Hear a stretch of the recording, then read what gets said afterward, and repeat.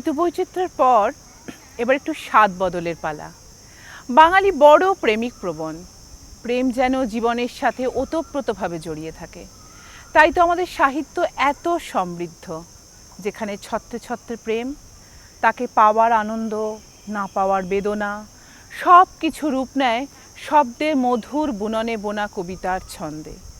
তেমনি নীরবে আসা প্রেমের মত্ততা, স্বপ্নের বাঁশির সুরে সেজে ওঠা কবিতা প্রেম। কবি শুভদাস গুপ্তর এই অনবদ্য সৃষ্টি সাজানো রইল পাঁচ ফোড়নের পরিবেশনায়। ৪ অক্টোবর তাদের দুজনের প্রথম দেখা হলো। তখন বিকেল ঘনিয়ে আসছে, বাতাসে শীতের আমেজ। ১০ই অক্টোবর তাদের দীর্ঘক্ষণ কথা হলো টেলিফোনে। সেদিন ছেলেটি নতুন কেনা টবে গোলাপের চারা লাগালো। ৩০শে অক্টোবর রেস্টুরেন্টের নিরালা কেবিনে ছেলেটি বলল, তোমাকে আমি ভালোবাসি। মেয়েটি লজ্জায় মাথা নিচু করে টেবিলে আঁখি বুকি কাটলো। ১২ই ডিসেম্বর গোলাপ গাছে কুঁড়ি ধরলো। মেয়েটি রেস্টুরেন্টে ছেলেটিকে জিজ্ঞাসা করলো, কেন ভালোবাসো আমায়? আমি সুন্দরী তাই? তোমার চেয়েও সুন্দরী আছে কত। আমার বাবার প্রচুর অর্থ তাই? তোমার বাবার চেয়ে বড়লোক এখানে কম আছে? তাহলে ভালোবাসি ভালোবাসি, তার আবার কারণ হয় নাকি? মেয়েটি বাড়ি ফিরে বন্ধুদের টেলিফোনে অনেক আলোচনা করলো। সবাই এক বাক্যে বুঝিয়ে দিল, ভালো যখন বাসে তখন একটা কিছু কারণ তো আছে বটেই। সেটা না বুঝে কিন্তু বেশি এগোস না। ৩০ জানুয়ারি মেয়েটি বলল, আমার কাছে কি চাও? কই, চাইনি তো কিছু। ভালোবাসো অথচ চাও না, তাহলে?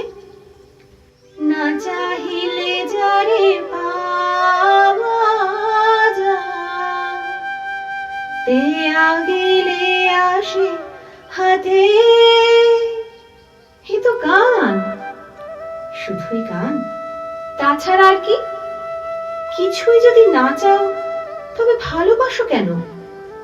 ভালোবাসি তাই ভালোবাসা দিতে চাই, চাইবো কেন? তুমি সত্যি অদ্ভুত।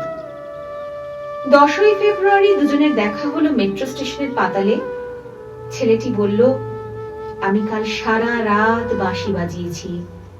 সারা রাত সেই সুরের মায়াবী আলোয় তুমি নাচছিলে। অসামান্য অনন্য সে নাচ। ধ্যাৎ, কাল সারা রাত আমি ঘুমিয়েছি। আমি কিন্তু তোমার নাচই দেখে গেছি সারা রাত। তোমার বাঁশি একদিন শুনতে হবে। ১২ই মার্চ ছেলেটি বাঁশি বাজালো। মেয়েটি শুনল। সময় থমকে রইল অনেকক্ষণ। বাঁশি যখন থামল, মেয়েটির দু চোখ ভরা জলে। বলল, বাঁশি শুনতে শুনতে আমার ঘুম এলো আবেশে।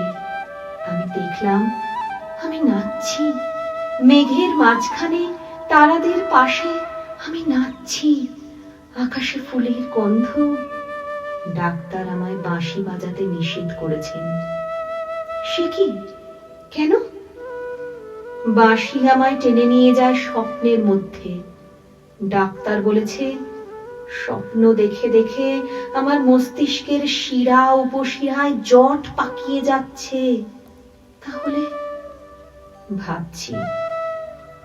১৬ই এপ্রিল মেয়েটি বলল, আমার বন্ধুরা বলেছে তুমি খুব ভালো, অসাধারণ, কিন্তু তুমি সৃষ্টি ছাড়া। তোমার সব স্বপ্ন অর্থহীন। আমি জানি। স্বপ্ন টপ্ন ছেড়ে দিতে পারো না তুমি? না। তাহলে তুমি তো আমাকে হারাবে। তোমায় পাইনি তো কখনো। ৫ই মে ছেলেটির মস্তিষ্কে অপারেশন হলো। একটু সুস্থ হতে মেয়েটি এসে বলল, ভালো আছো তো? এখন আর স্বপ্ন দেখছো না তো? দেখছি আরো সুন্দর সব স্বপ্ন। তাহলে তো দেখছি অপারেশনটা আদৌ সফল হয়নি। বাড়ি ফিরে বন্ধুদের ফোন করলো মেয়েটি। বন্ধুরা এক বাক্যে বলল, বাঁশি বাজানো স্বপ্ন দেখা সবই ব্যাকডেটেড, সৃষ্টি ছাড়া। তুই আর লোক পেলি না? তুই এত রূপসী, তোর এত উজ্জ্বল প্রসপেক্ট। ভালো যদি চাস তাহলে শিগগির বিয়ে করে ফেল তোর দাদার সেই বন্ধুকে। উনি তো শুনলাম কানাডাতেই সেটেল করবেন। 7ই জুলাই মেয়েটি আবার জিজ্ঞেস করল, তুমি সত্যি কি চাও বলো তো? তুমি আরো সার্থক, আরো সুন্দর হয়ে ওঠো, ব্যাস, আর কিছু না? আর চাই স্বপ্ন দেখতে। ও, স্বপ্ন তাহলে তুমি ছাড়তে পারবে না? না, তাহলে থাকো তুমি স্বপ্ন নিয়ে। 12ই আগস্ট গোলাপ গাছে ফুটলো অনেক ফুল। সেদিন দুপুরে ছেলেটির মস্তিষ্কে আবার অপারেশন হলো। 13ই সেপ্টেম্বর ছেলেটি মারা গেল।